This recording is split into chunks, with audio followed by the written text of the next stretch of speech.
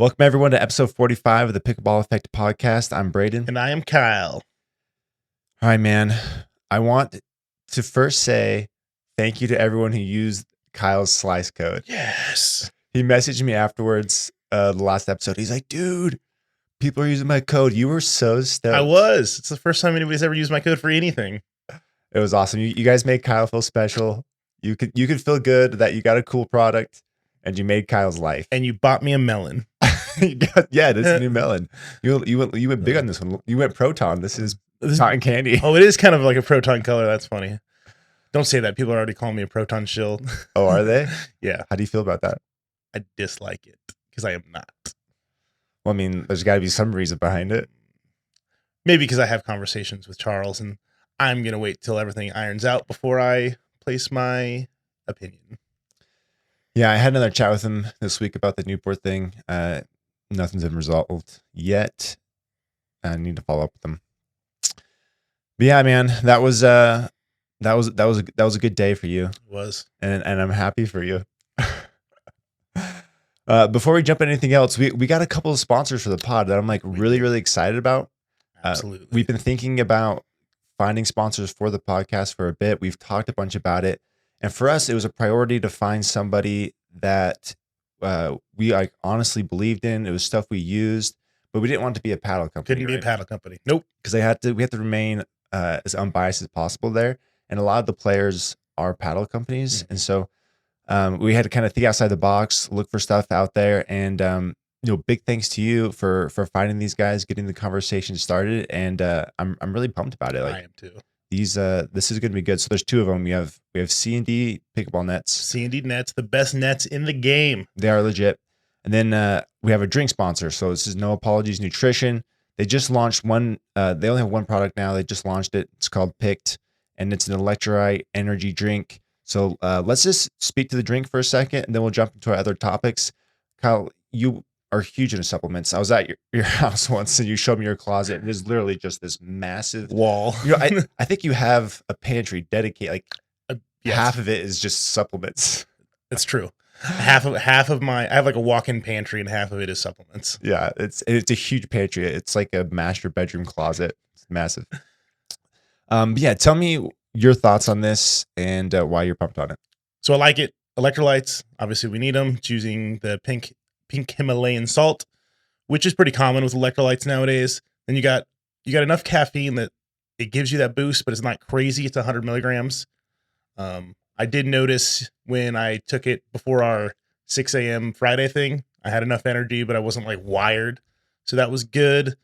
And then they're also using, so pickle juice is used to stop cramping and stuff. And it's been used like that for a long time. So they're actually using what they're calling their pickle science, using some of those acids from the pickle to help, which is cool because it's pickleball, to help with cramping and stuff. So it's a great product. It's not like super sweet like a liquid IV, and it's not like insanely salty like Element. It's got a little tang to it. I like it a lot, like taste wise too, and I've utilized it all week before every pickleball match. So yeah, I've been using it all week too. We wanted to try it, make sure we liked it before we did anything with it, and we both immediately were drawn to it. We liked it. You nailed it on the head. To me, I was really drawn just to the energy and mental focus plus electrolytes, because it's more than just electrolytes. There's some out there with energy elements. But this has a little more. I like the amount. The 100 milligrams gives you that little boost, and it's enough where you can like have two drinks. Or sorry, it's like a little. You're allowed like 200-300 milligrams is what they say. So you could have two of these if you're doing like a tournament. There's, if you drink like a Red Bull or something, it's going to be too much. You can't have multiple, or like Reigns. If you're going to town on Reigns, that's not good. No. But yeah, they have a really nice blend here. We'll speak more to it, each week, but really excited to have this, have these guys on board. It's a product we believe in. It works. We've tried it. We like it.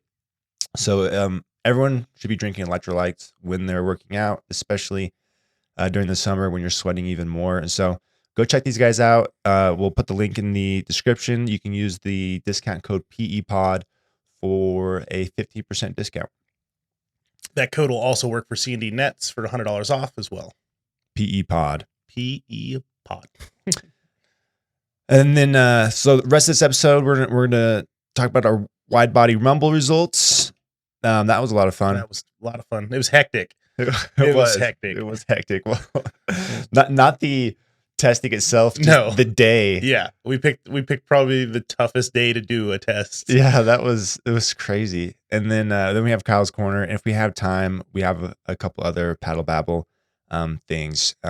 So before we dive into the Widebody rumble results, I want to call out that my Pickleball Effect collab with Volair is released. Let's see it. This has been in the works for months now. I talked about it. I'm gonna have to hold it. It's got the. If you had a sliced butt cap, it would sit flat. Dig smash code. Kyle's on the hunt now. He's like, oh, people use it. No, dude, I am so pumped about this. So, I spoke to this in a previous podcast, but Volair reached out to me like, hey, Braydon, would you be interested in doing a collab with us? And I was like, no. I want to stay unbiased. This sounds really cool, but I just feel like it kind of give off a bad vibe of like endorsing one brand over another. And we kept chatting, and we're like, Ryan's the owner. He came up with the idea like, hey, maybe we do a thing where we donate the proceeds to a charity. And I was like, that would be dope, because like I wanted the collab. Like a collab would be sick, right? I mean, look at this thing. It's awesome. It turned out really good. Yeah, I'm not a huge gold person, but that gold actually turned out really nice. Yeah, they did a really good job. They have a designer on board that helped put it together, and it turned out great. It looks sick. But yeah, so we're like, let's do this for a charity. And my family, my parents run it primarily. We run a foundation called the AJU Foundation. So my little brother passed away from cancer a few years ago.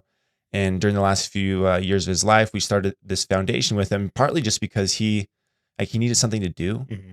And this was a way to kind of get out of his own head with the cancer treatments and just kind of think outside yourself and look for, anytime you do something for someone else, it's really healthy, and it's good mentally. Makes you, anyways, there was a lot of really good things about this foundation. And essentially what we do is we'll take applications from families, friends of people they know who are battling cancer. They tell us about them, and we put together care packages around like $500. So like it's a significant care package. And then we, if we can, we'll go hand deliver it to these people and just talk with them and just share that moment with them. If not, then we ship it. And so we were doing that for about a year or so before he passed, and then we have been doing it since. So just as a good way to remember him, share, more about him with other people. And it's been so cool. And so with this, there was 200 paddles in the run. There's about 50 left. So this launched on it's pretty limited last 2 days. Yeah. So there's not a ton of them. And I'm so grateful for everyone who has purchased one so far. That like, this just means so much to me. It's obviously very close to my heart. And I really appreciate everyone's support, because my family and I do appreciate it, and it kind of keeps this foundation going. And plus the collab is just sick. Like it looks good. They did a really good job with it. And yeah, so there's about 50 left.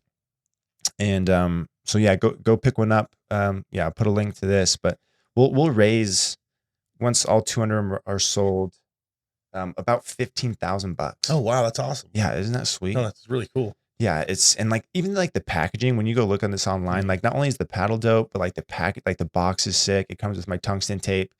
Just the whole presentation is like, it feels like a collector's box almost. Volair does a good job with their packaging. Yeah, dude, they have a really good experience with their boxing and everything. There's really only a handful of companies that crush that, and they're one of them. Mm-hmm. And anyways, super grateful for Volair, super grateful for everyone that's supported so far that has gotten this. And like, it's like, it feels so cool to have this paddle. Like I still, like I don't think I'm like this. Like, I don't know, you do, like, this job's kind of weird where like, I create all this content, you put stuff out on the internet, and things are, you interact with, like, everything's just so virtual that you don't, like, I don't feel like I have much like influence. And then like this comes out, like 150 people bought this, and like it feels really good. And I feel like, people are listening, they care, and they're a part of this journey with us. And anyways, it's been really neat. And so really, really happy of how that's turned out. And we might do another run down the road, but probably not. So this will be the one chance to get it. And I got a few coming. I'll give one to you. I'll buy it. I don't want anything for free. It's for a good cause. Well, I guess there's 49 left then. Sold. Are you going to run the power and pop test on your own paddle? I already did. We actually did with the Widebody Rumble. Yeah. The Mach 2s were in there.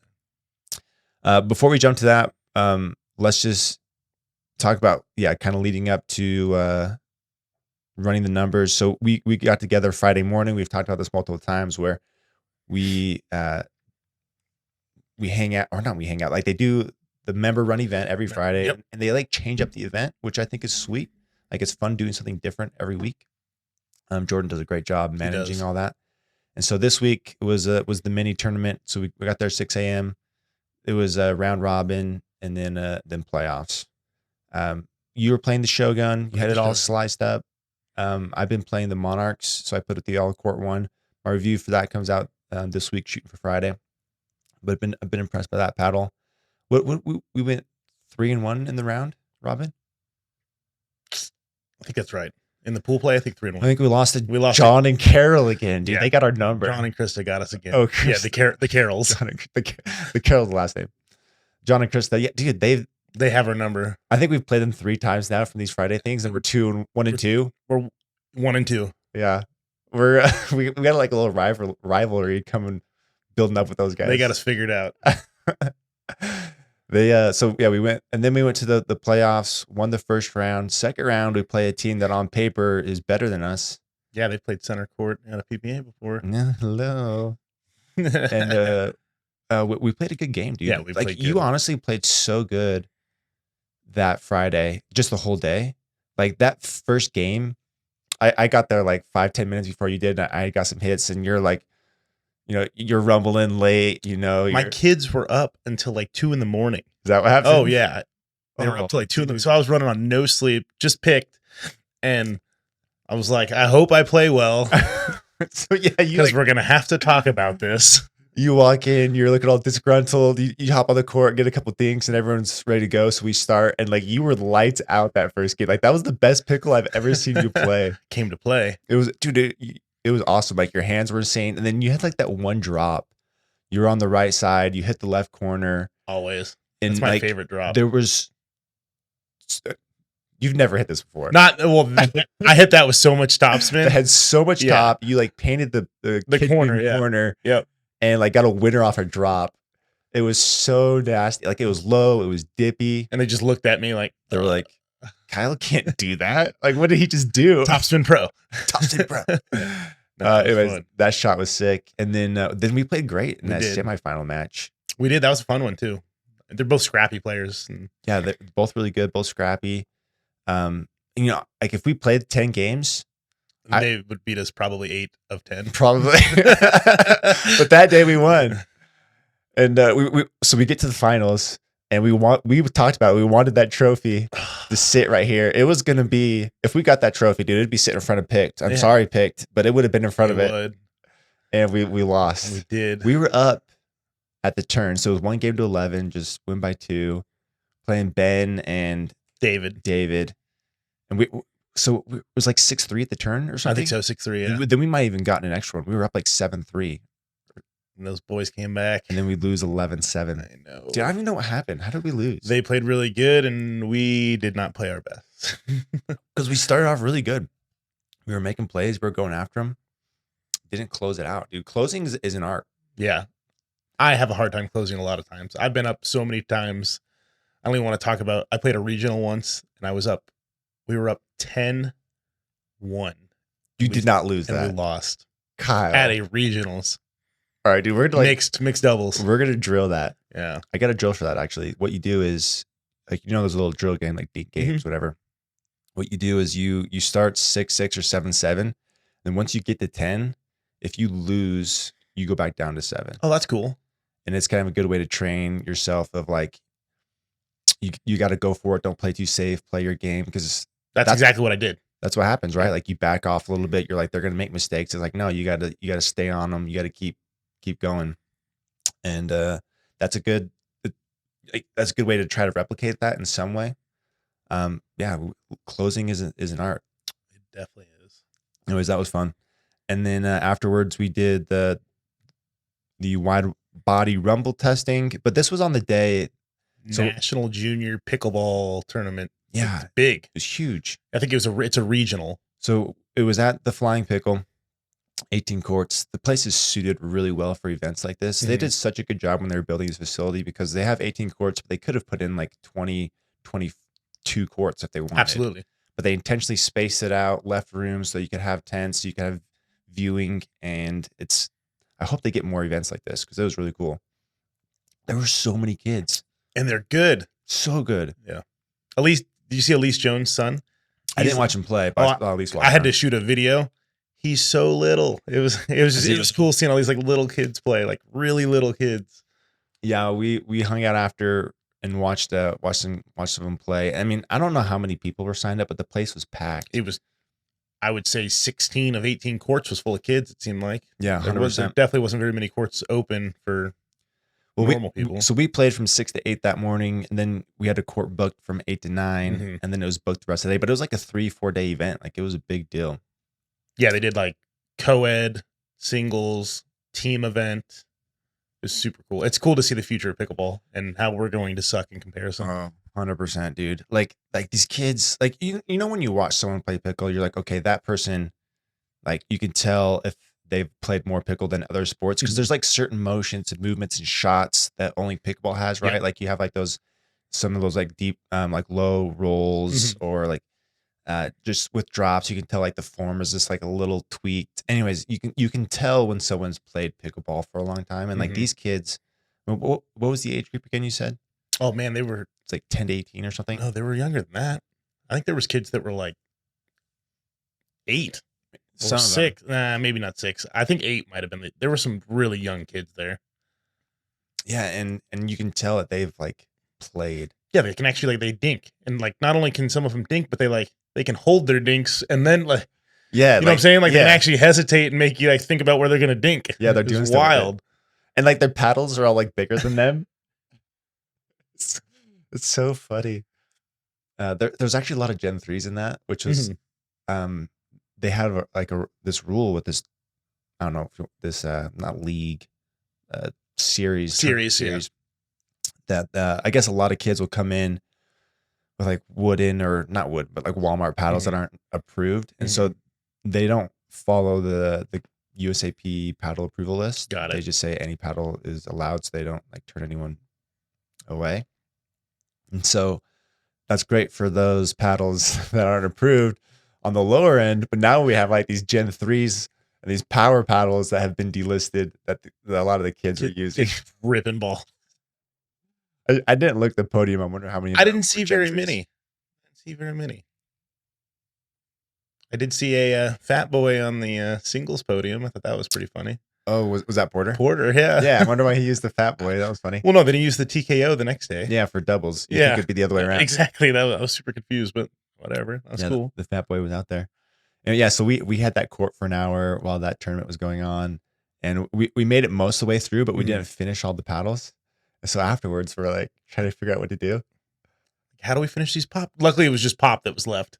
That's the easy one to do wherever. Yeah, we had done the power already on them. We had the pop left. And there's like a section at TFP of like just bleachers and it's like a turf.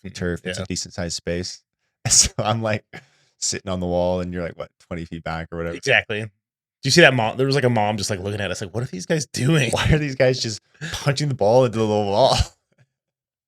That was good. But we finished it out. But yeah, let's we did that. And then I guess before we jump into this, you had a couple notes here. Yeah. So, well, first let's do this Discord paddle story because it involves the Friday. Okay. So Eddie, he's on the Pickleball Studio Discord. We had been chatting and I had like a Gen 3 CJ that I don't want it. It's delisted. So he was like, oh, I'll buy it from you. And he's like, well, what do you want? Like, I don't know, $50. Like just enough that he'd come get it. But so I forget it because my kids don't sleep. And then I show up Friday, he shows up to grab it. And I'm like, oh no, I forgot it. So I bring it back and drop it off at TFP. I tell the owner, Paul, I'm like, hey, I read a sticky note. I'm like, this is for this guy, Eddie. He's going to come grab it. Sticky notes on the paddle, right? Yeah, I put a sticky note on the paddle. It's very visible. It just says Eddie. Oh, so okay, there wasn't like an explanation. I didn't write anything. You made it sound like you put an explanation. I just wrote Eddie. You're trying to like make it sound like it wasn't all your fault, or was it your fault at all? This just so happened to be a day that Paul was returning some Gen 3s to Yola. So he picks the paddle up and sends it away before Eddie can come pick it up. So then I feel terrible. But Paul ends up hooking him up with a brand new paddle. Like gives him a bunch of choices and he gets a new paddle. It was a gift, so that it ended up working out, but it was just hilarious. Does this mean Paul is gonna get refunded an extra $200? I don't know. He was planning. Maybe I don't know how that all works out. Oh yeah, that was funny. I felt terrible about that. And then my last update was: do you remember last year we sent about 18 to 20 paddles to Nairobi to gear up their pickleball club? Yeah, you'd like put out a call. You're like, "Hey, does anyone have any extra paddles?" Mm-hmm. And I was like, "You're like, please come take." I do. So I got an update from him yesterday. Brian, who runs the club, he's like their coach and everything. So he had, when we sent him all those paddles, he was using my Diadem icon I'd sent him, and his video went viral. You probably saw it. They were playing in a tournament in Uganda, and the kitchen shared it, and it went viral. Selkirk ended up sponsoring him. Oh, cool. So he was sponsored for a year. He ends up playing in the India tournament, meet Susanna, all that stuff. So they drop his sponsorship. This is how cool he is, though. He gets dropped by Selkirk, so he starts his own brand. So they have their own brand now called Bach Equipment, and they're making pickleball paddles to like grow the sport in Africa. And I just thought that was super cool that like we had a part in that journey. Dude, that is really cool. Yeah, I was like, I have to tell Braydon. Dude, what a smart move by him. Like, yeah, I thought there's a lot of American companies and stuff that are starting to push overseas, but I don't really know how big. Like I know Selkirk has an international presence. I don't really know if other brands have that big of an international presence. I don't either. I know Selkirk does do. They donate a lot of paddles to like schools and charities and stuff like that. But yeah, I mean, I guess you have the PPA, Australia, MLP stuff going on now. There's been some APP tournaments overseas, but not. Yeah, I don't know if it's the same paddles everywhere or if some like local brands do well in other places. I'll find out in September when I'm in Japan. Yeah, it's gonna be so dope. I know. I'm excited for you. I'm excited. That's coming in September. Hey, I'll have to figure out what to do for a podcast. I don't know yet. Virtual. You think we can figure that out? Absolutely. I'll bring my gear. Okay. Sweet, dude. Well, that's great to hear. That's really cool that could be a part of that. And that was all you getting that set up.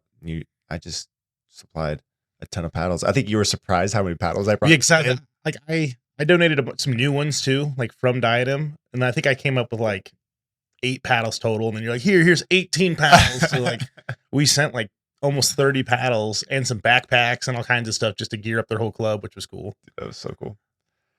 All right, dude. Widebody Rumble.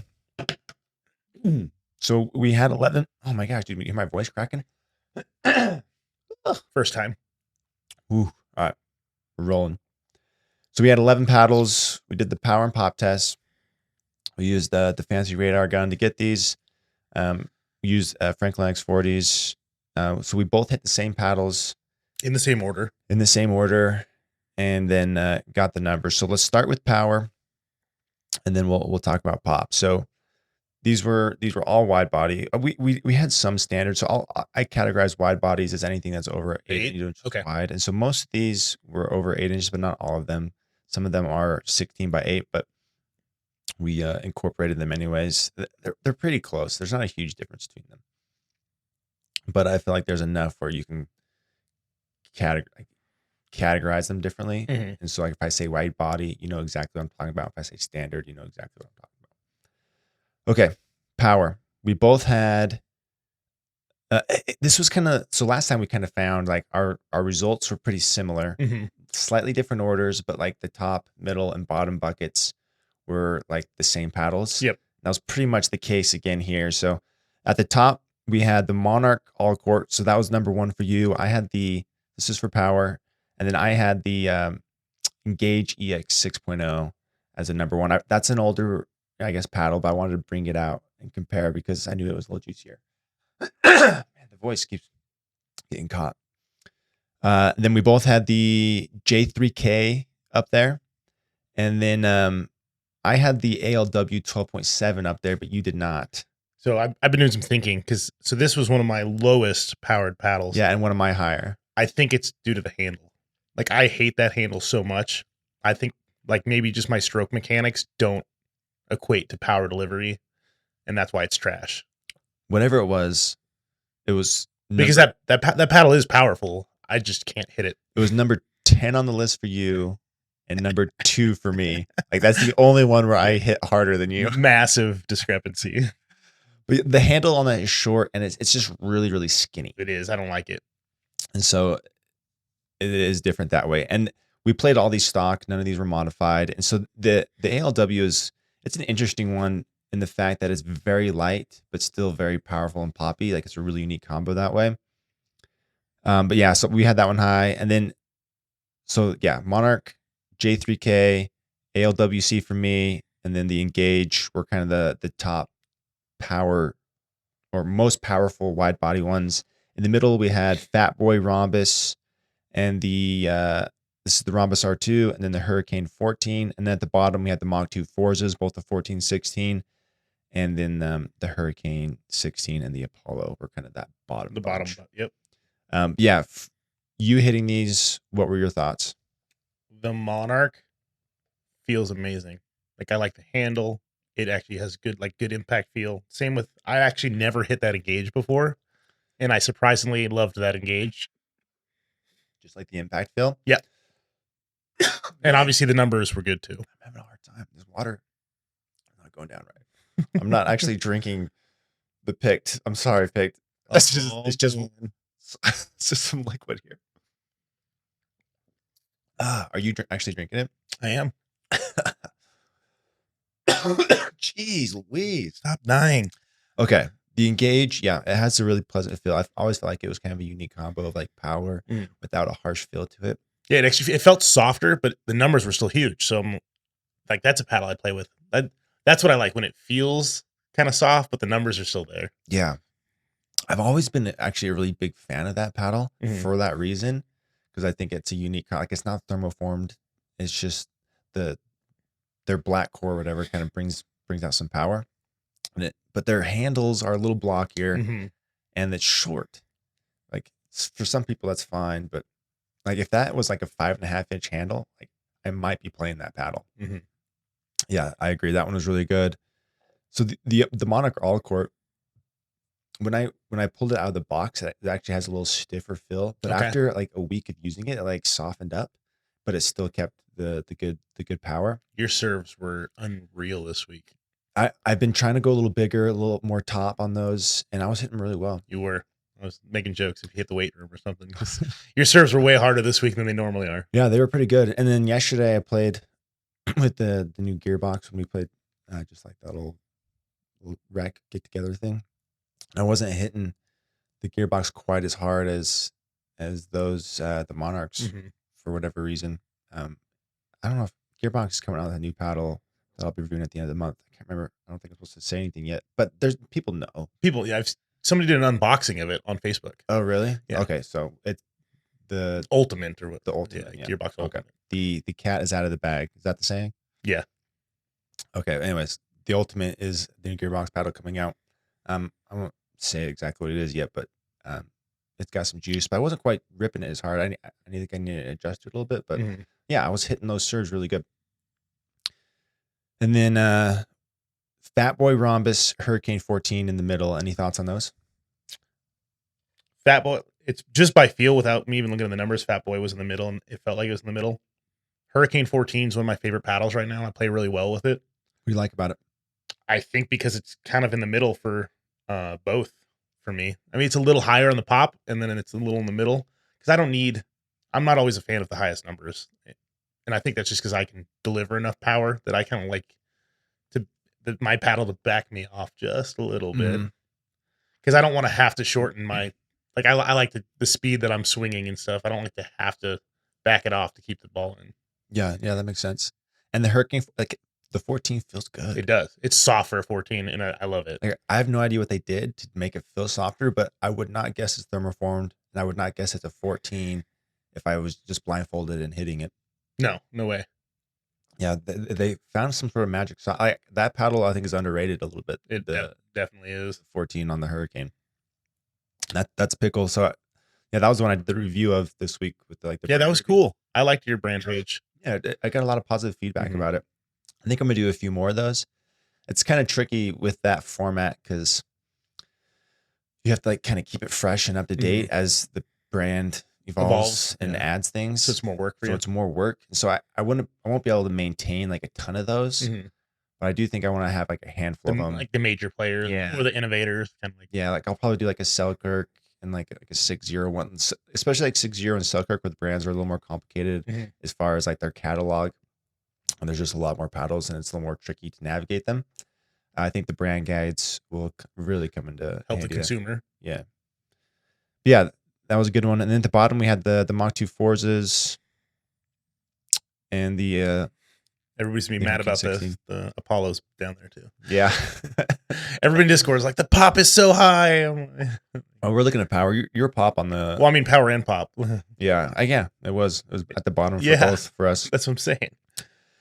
Yeah, it was. I mean, that's not like a bad thing. It's just No. its profile. It's just a little lower on the pop and power for the Apollo. I thought the Mach 2 would be a little bit higher on this. I wasn't sure, but it's not. It's definitely in the bottom, quarter there For both of us. for both of us. Even the 14 was a little lower on the power side. Actually, that makes sense because even when I did my original test with the Mach 2s, like the 14 power came in lower than the 16.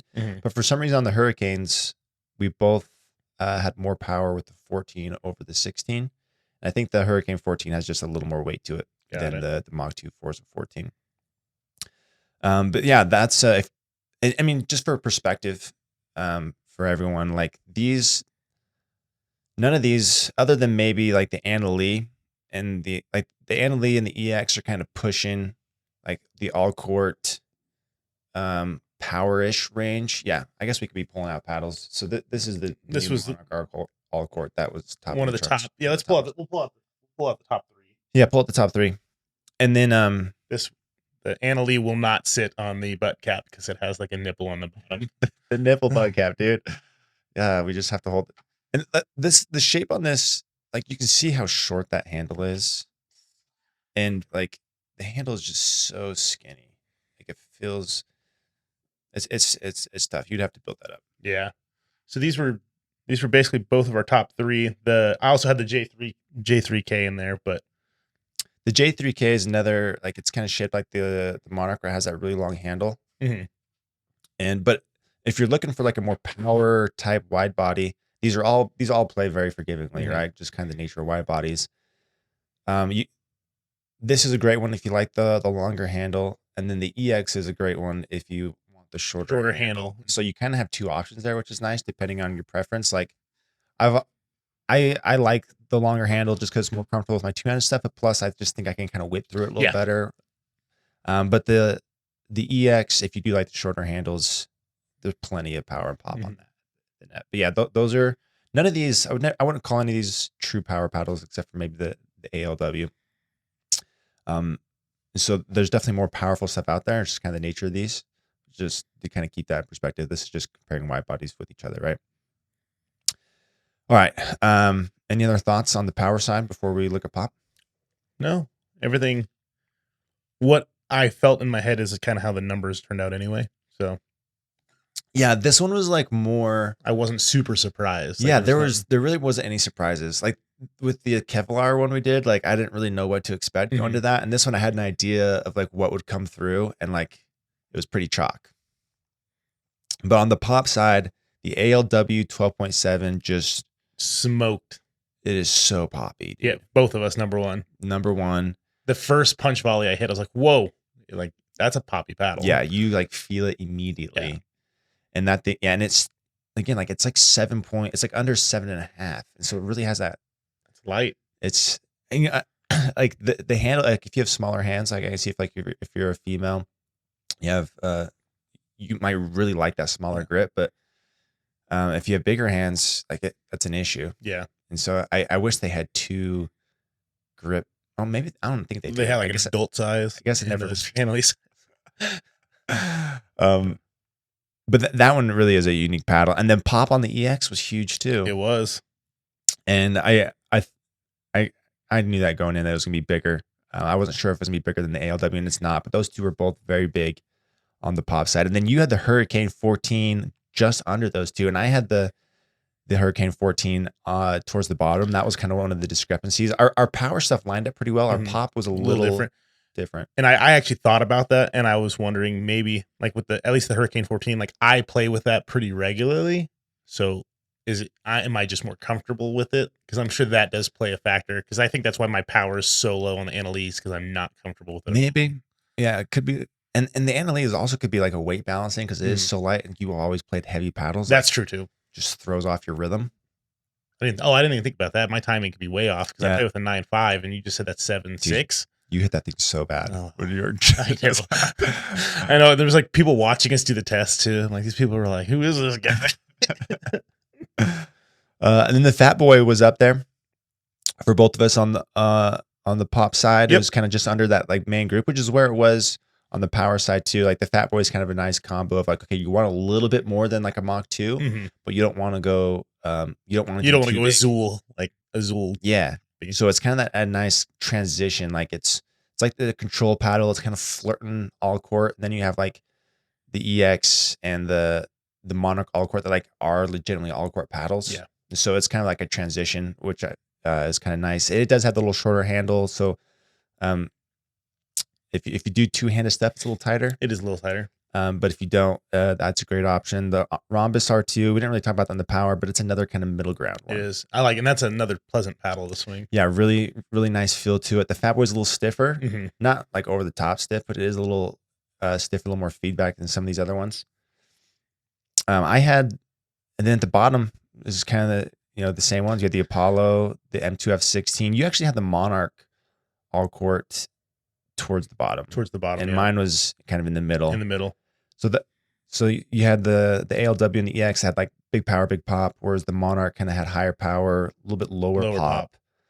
And I think that's because, so John Q called this out in his chorus review, where it's like when you have these paddles that have like a mix of fiberglass and carbon fiber, it kind of gives you that profile of access to power from the baseline and a little lower pop, a little more control at the net. And his theory is when you swing bigger, the ball digs into the paddle, like it sinks in more and kind of accesses the other layers, the second, third, fourth facing layers. And so if you have a fiberglass layer kind of in the back, then on the big swing, it's like activating and rebounding more.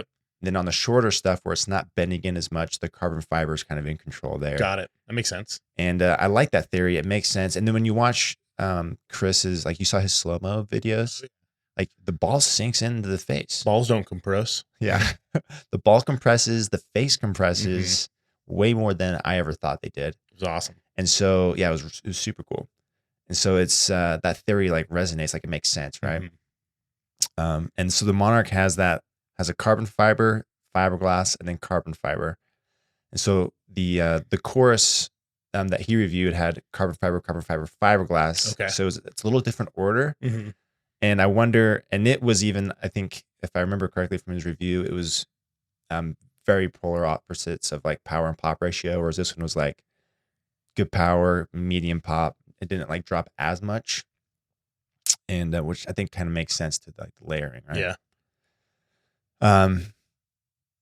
J3K had zero. Was that one? That was lower pop for you. I had decent pop. Yours on was that one. So yours was in the middle. Our middle four were kind of mixed up a little bit.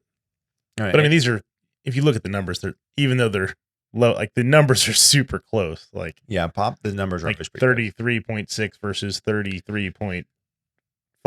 Yeah. Like you're going to tell a bigger difference between the top and the bottom, and the middle ones you're going to, like if we're actually playing with them, it's all like, these are all pretty much the same. One thing I did notice with this time versus our Kevlar shootout, your pop numbers were all significantly higher, way higher than your original pop numbers. So one, you either just got better at it because this is your second time doing it. I've been playing good pickleball. This is what it is. Tell me what you think of this. I was thinking about, I was like, man, why are Kyle's numbers so much higher? I think, okay, one, you've done this before, and now you're kind of used, because it's not like a natural thing. You like, you hold the ball out and you just punch it, right? And so I think this time you were being a little more like grab a paddle. When you were punching it, you were kind of snapping through a little bit. Okay. And I wonder if that was giving it A little extra than what you were maybe doing the first time. Okay. So like that snap through is how I counter though. Like that's what I do snap through. There's nothing wrong with that. But I think I juiced my numbers a little bit. That juiced the numbers a little bit. Okay. And in my effort to be robotic, because it's a flawed system, right? But I do think that these tests give you a great idea of like, okay, we have the 3 groups, right? Mm-hmm. Like doing these tests give you those 3 groups. But I try to not be wristy. Okay. I try to just straight punch. Just straight punch it to be as consistent as I can. But at least I was wristy through all of them. Oh no, so 100%. That's consistent. Well, and our paddles lined up, right? Yeah. Like but I think you're just sad my numbers are so much higher than yours. No, I'm not. But you were significantly higher on the pop versus me. Anyways, that was interesting. But yeah, for me, Monarch All Court stands out. ALW is like crazy poppy if you want that. The Hurricane 14 is a good one. The Fat Boy, and the Monarch are kind of new players that give you a little more variety in the higher power, more pop space for these wide bodies, which is nice. So you have more options. Where I feel like the Hurricanes and like the Mach 2 kind of help popularize like that wide body shape. But it was just that was the first wide body shape I saw. Yeah, like Yola, their Scorpius model's similar-ish, but for whatever reason, people didn't really catch on to it. The Mach 2 is like, I felt like where it really took on, and then the Apollo came on board, and it kind of kept that momentum going. And now we're starting to see more people play kind of the wide bodies. But you've always been elongated. You flirted with the hybrid, with the Loco. What's your take on wide bodies? There's a place for it. I notice when I play like serious games like the Fat Boy, like they reset. They're forgiving. They reset really well. I do feel like I lack some power when I'm doing overheads and like where I normally would put stuff away. I feel like I lose a little bit of that with the wide body, and I don't know if that's just because I have more whip with the elongated. Oh no, you totally do. Yeah, with the longer handle, you're just going to get more swing speed, but more paddle head speed. I like the forgiveness of a wide body, and I have no problem playing with it. So. Yeah, I've it's just this year that I kind of got turned on. Like the Mach 2 kind of like converted me to it. Like I'm a big fan of it. I don't know if I'll ever, at least at the moment, like I'm just not attracted to elongated paddles right now. Like the hybrid wide bodies are like just play so good. Like the extra forgiveness to me of these wide bodies trumps, I feel like, a lot of the benefits that elongated paddles give me. And I like it, dude. I will say too, as we play better and better players, the forgiveness is huge because you're getting hammered over and over and over. And I want to have that confidence of being able to put it back. Where I think with an elongated, you have a little less forgiveness. Yeah, it's a little more demanding.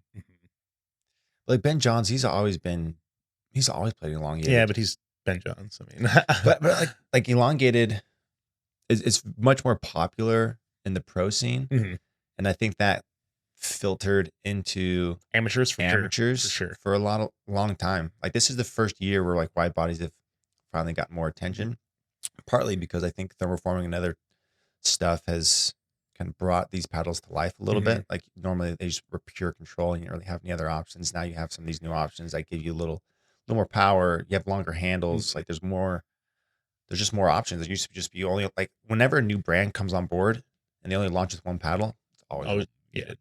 Well, look at the pro scene just a few years ago. Like almost everybody was elongated until you had the Scorpius. And then now we're seeing the Proton Square with Megan and Donald Young. Like they're playing like a square paddle. Yeah. So. Yeah. Even on the pro scene, you're starting to see it a little more. But it's still heavily elongated. Which is fine, right? Like you get more power, more reach. And if you're hitting the center of the paddle every time. Yeah. You don't miss. Why not go elongated? Yeah. Plus, there's just like the hand speed aspect of wide bodies. Like they're naturally lighter, they move faster, and it gives you options to kind of weight it up differently. And they're just because like they're already forgiving by nature. I have to weight these up every time because they're always just too light out of the box for me. Then when you add the weight, then they're like crazy forgiving. They just feel so solid. Anyways, I'm big on those. Okay, let's finish off with Kyle's corner, and then I think we'll save some of these paddle babble stuff for following week. Kyle's corner. All right, MLP. Beer City Open. The worst line call I've ever seen in my life. I know you saw it because Travis shared it. This ball had to be a foot in or more, and Michelle Esquivel called it out. And then the ref confirms it, but there's a photo of the ref not even looking at the line, like looking at the net, like the area of the net as the ball is hitting a foot in the baseline. Yeah, I mean, the refs always say that they're looking at the kitchen, right? Like, no, but that was a line judge though. She was actually that's why she's sitting in line with the baseline. They had a line judge. Her job was to watch the baseline. I didn't know they had a line judge. Yeah, that's why her seat is right there. So normally, so that made this call even much worse. So when the ref is in the middle, yes, they're only supposed to be watching like footfall to the kitchen. They're not supposed to watch the baseline. But those refs that were put in that seat in line with the baseline were supposed to be watching the baseline. Oh, I didn't realize that. Yeah. That thing was way in. Way in. And then Travis like went to town on it. But like it was a big moment. It was like 17-17. Yeah, big moment. I don't think it changed the outcome though. Didn't Florida still win? I don't actually. I have to go back and look. I think Florida still won. But it was a tight one towards the end. Like it was a big call. And it's, with the rally scoring, everything matters, right? And to me, that's just a big. We need a line calling system. They did better later. Like there was video. Well, that was a new system that they tested, the close call replay.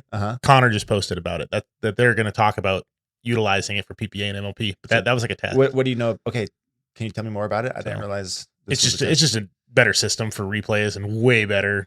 Like you can tell if it's in or out. It's not like what we've been using. But they use that the rest of the week. Yeah, at the end, and that's what I don't know if like. The controversy from the MLP section led into the use of that. It had to. Oh, it was great. So maybe it was planned. Maybe. Was this the mid-season tournament? Yes. What the MLP thing was? Yeah. Did you watch much of it? I watched some of the MLP. I didn't watch the stuff after the MLP though. It was a busy week. It was a really busy week.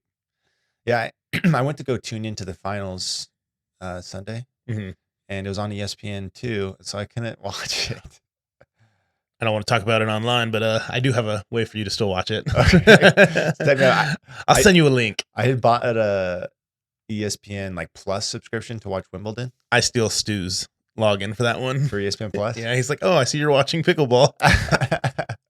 So I have that subscription now. Wimbledon was fun. Carlos Alcaraz, the dude's so good. Just Joker the Joker. Yeah, so I didn't get to watch the finals, but I saw Annalise team won. She finally got her MLP title. She needs it. And Zane was on her team, right? Zane is an MLP beast. Yeah, he does well in that format. Yeah. Yeah. But yeah, dude, Travis, like he was calling out the other team of like you liars, you cheaters. Oh, he was brutal. I know you saw that call and you said nothing. Everybody's like, didn't see it. Yeah, he went to town on him. That was fun. And then the next drama, this is a big one. Just another proof that the testing in pickleball needs fixed. Okay. Well, drastically. Yeah. I was informed that so many paddles failed deflection day one that day two, they're like, you can still use those paddles as long as they pass grit. Because it was so hot, paddles were all just failing deflection. So they just threw the deflection test out the window. And I'm just like, that's embarrassing. Like, let's fix it. I know they say they are fixing it, but what tell me it was Todd that told you this. I don't know who told me this. This is partly hilarious because we just come off talking about... I have anonymous sources. I can't just tell you. I got people in my DMs all the time that want to remain anonymous. I want to keep them anonymous. I love that you're becoming this informant. Yeah. And you're building this reputation that people are coming to you with this info. Well, what's Big Pickle going to do to me? I'm just some random dad on a podcast. No, you're a big deal. Yeah. People use your codes. Only for Slice. Well, and Pickleball Central, they bought some protons. Yeah. That boy. And no, but yeah, like we were kind of just joking about the process and how players have to freeze the paddles, get them to test, and then they're in this super hot climate. So many paddles are failing because of the heat or softening them up. Yeah. that they have to just throw the test out the window. So it just came at this really ironic time of that issue Oh, last week. And then anyways, it's a mess. Like what do they do to fix that? So I had talks about this with some people this week, and something that you could do that the manufacturers would have to change some stuff is if the certification process happened at like 90 degrees, just change the certification. which that's Testing. Yeah, that sucks. I mean, that's costs more money to create a test where you got to test your paddles in a sauna. But I mean, if you're testing your paddles at 60 degrees, it's not going to be the same as 90 degrees. What's like ironic about this to me is in the high heat, you can't generate as much power because the ball's way softer. Yeah. So when you have a little juiced up paddle, we'll just call them juiced up, not to say that these are super powerful paddles like a Gen 3, but when you have a juiced up paddle, like it doesn't make as big of a difference. That's true, because it's negated by the ball softening up. Yeah. So okay, maybe the paddle gets a little hotter with the heat, but so does the ball, and it just kind of offsets itself, and it just like plays normal. And is it really that big of an issue? I don't see it as just because of that. But yeah, I agree. Like something at the testing to make sure that maybe when they do the exit velocity test, they do it at multiple temps, and maybe they have different thresholds at each temperature. It's like, okay, at 72 degrees it has to be this, at 90 it has to be less than this or something. Maybe that works. Yeah, I think going to output metrics is coming for sure. But then I am curious of how they're going to do that mobily. That's good business if you can figure out that testing, a cheap testing mobily for. Well, if they're proving these paddles at different temperatures, and it's like, okay, we know that these are legit. Like spin, I think is easier to adjust after you submit your paddle, right? Because like you can make your paddles grittier, easier, and so like they're gonna keep testing spin. Like you have to, but like maybe the deflection power isn't as big of a deal on like at the event. Maybe you don't have to test that. Maybe you just test like APP does that ultrasonic thing where you just look for core crush. Just make sure it's not core crushed. Otherwise, yeah, it's good. But that begs the question, like Proton, where they're saying there's a break-in period, and they're claiming almost like a 30% increase in power after a break-in. Yeah, that would have that. So that means it would pass core test originally. If like say it was a power paddle, because they're actually not that powerful, right? But say it was a power paddle, core test, it's like on that threshold, and it's a 30% increase on break-in, then it's over the threshold. That has to be part of the approval process. You can't like they just hit it like the approval, the paddles that get approved get hit 10,000 times. Like you've seen those machines where it just like slaps a paddle against like a ball 1,000 times. Like, I guess that would work. That has to be part of the approval process. And if they're going to charge $1 bajillion like they are for these paddle approvals, like they need to do it right. Yeah, testing should be legit. Like if you're going to chart, like you should legitimize our sport. And so, yeah, they need to test the break, because that's so common now. Like the gearboxes did it. Any sort of foam type paddle is going to do it. Like that's a thing. Even thermoform paddles will get that way, right? Yep. Get a little hotter, and they have to be able to test that. I think that's in the approval process is where that happens, not on site. Anything else you got? Well, I do have to give a shout out for this ripple that was sent to me from Jared on Discord. Okay. Shout it out. Because the ripple, as everybody knows, is getting delisted. I really wanted to try it. So Jared, he runs the Cohen_Academy. He does some instructional. He's like a teaching pro and does instructional videos, but he was cool enough to send me the ripple. That thing is hot. Yeah. Too hot for me. It's got that Gen 3 sound. Oh, yeah. It's got the Gen 3 sound. It rips balls. It shapes balls. It'd be great in singles. For me, doubles, it's too much. I'm not 100% sure what the tech is in that. Do you know? No. I know nothing about it. That's why I wanted to try it before it just disappears into the sunset. Yeah, they were part of the carnage of the delisting. So like the Gen 3 Yolas, this, and the Vatic Pros were the ones that got hit. Gearbox. I don't know what's going on there. I feel like they're just as hot. Well, and the slow-mo video that Chris posted, like, yeah, you see like the ripple whole back of it does like that was cool. Yeah, that one should be called the ripple. That was cool. Well, I'm curious if the ripple does the same thing under slow-mo. The ripple. Yeah, that those videos are really cool and kind of opened up the eyes a little bit on how the paddle reacts to the ball. I wish high-speed cameras were not so expensive. We talked about getting one potentially for some stuff. Yeah, but it won't be as fast as the one they had, the Phantom, which that's a lot of money. Do you know what the frames per second on that one was? I think the 20,000 frames per second, something like that. What was the one you were looking at? Because you were thinking about renting one. Well, it depends on the resolution, because the higher frames per second, your resolution gets crushed. But I think we could go up to 10,000 on the one we were going to rent, which is still insane. No, it's still great. I wonder if that would give us the same results. Probably. I mean, enough. Yeah. Okay. Yeah. The Ripple. I felt bad up on that one in particular for Ronbus, because Dong has been talking about that one for such a long time. It's like years, right? It wasn't like 2 years in the works. A couple of years, and like he's been trying to play within the the current rules that were available, and he finally found the formula to pass all the tests and get this level of power. And then everything just went to crap. That's a bummer. I felt real bad for him, because he was getting ready to launch. Everything was queued up, and then got skadooshed. Do you want to touch on your compression gear? I think we got like a couple more minutes, and then we got to call it. Sure. Yeah, I'll touch on the compression gear. So actually, I'm still not 100% sure I say their name right. I don't know how to say it, so it's Leo Rever.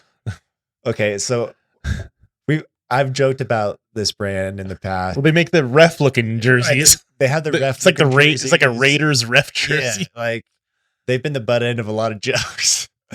And I thought they were just like an apparel brand. I just thought that was their thing, right? Like when you see the pros playing, you just see the shirts, right? You don't really look at their compression gear. So I'm in APP Newport.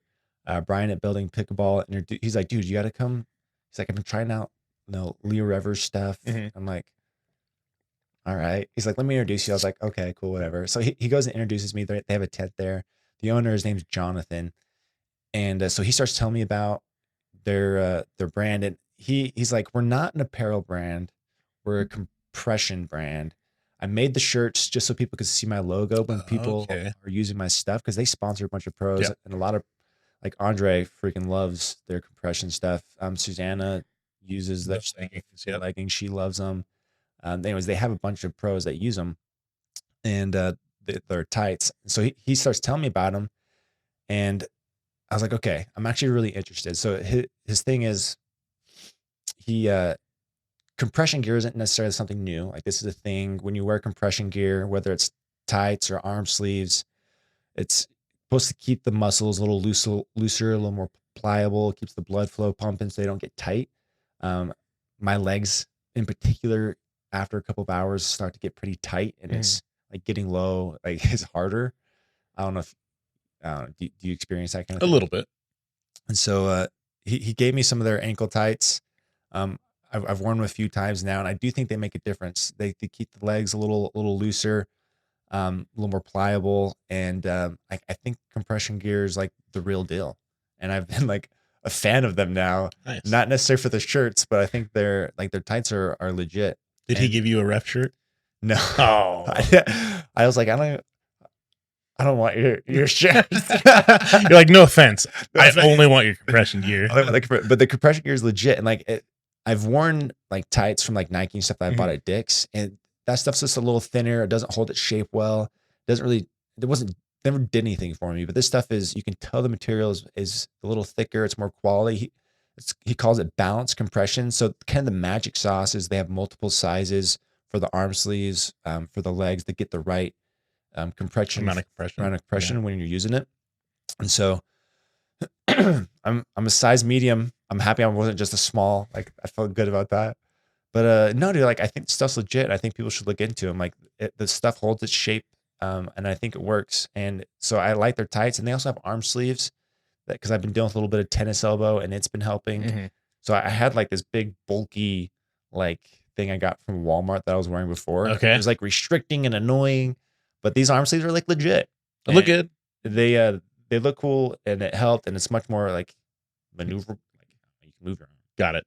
Less restrictive. That's the word. Anyways, the stuff's cool, and like the owner Jonathan's a super cool dude. I learned that he was like, he made the compression gear for the Los Angeles Lakers for like 13 years. So he knows what he's doing. He knows what he's doing. Okay.